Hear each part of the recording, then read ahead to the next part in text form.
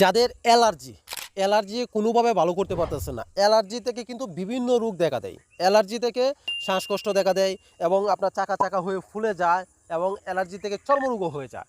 এবং অ্যালার্জি এত বিরক্তকর একটা জিনিস যে এটা বলার বাহিরে।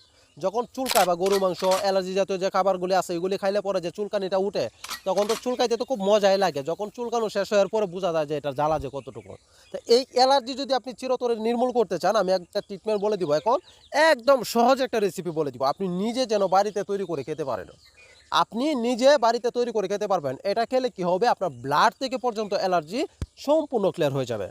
যাদের অ্যালার্জি ব্লাডে চলে গেছে ওটা পর্যন্ত সম্পূর্ণ ক্লিয়ার হয়ে যাবে ইনশাআল্লাহ।